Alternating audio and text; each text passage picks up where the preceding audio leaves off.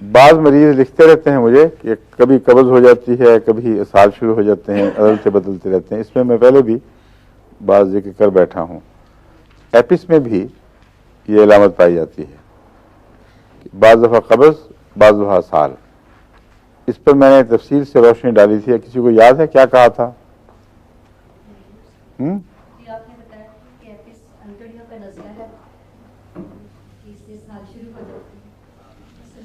اسہال کے لیے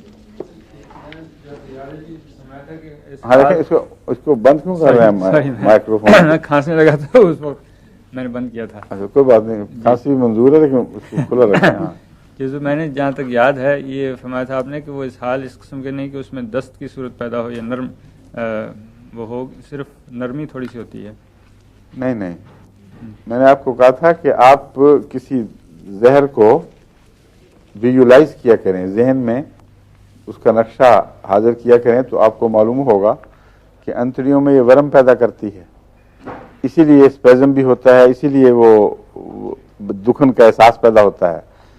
تو جب ورم پیدا ہو تو اس کا پہلا رد عمل قبض ہوتا ہے، اور ورم جب پھر بیٹھنے لگتی ہے سوچ کر تو پانی چھوڑتی ہے.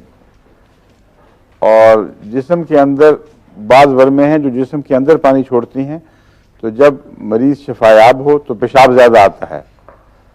ایپس پر میں نے غور کر کے تجربے سے اپنے مزید یقین کر کے یہ بات معلوم کی ہے کہ ایپس کی ورمیں شروع میں پیشاب بند کرتی ہیں اور اسی طرح قبض بھی پیدا کر دیتی ہیں.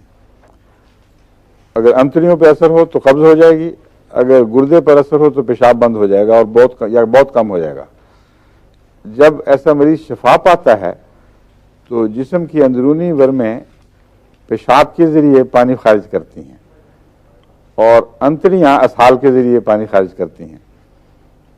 تو یہ سیناریو اگر پورا ذہن میں ہو جائے تو آپ کو یہ علامت بھول ہی نہیں سکتی. پھر آپ کو قبض اور اسہال کے عدلنے بدلنے میں ایک دوا یاد رہے گی، مگر اس کا عام عدلنا بدلنا نہیں ہے. ڈاکٹر یہ لکھ دیتے ہیں کتابوں میں نے دیکھا لکھا ہوا قبض اور اسہال عدل، یہ غلط ہے. شروع قبض سے ہوتی ہے اور پھر اسہال میں تبدیل ہوتی ہے.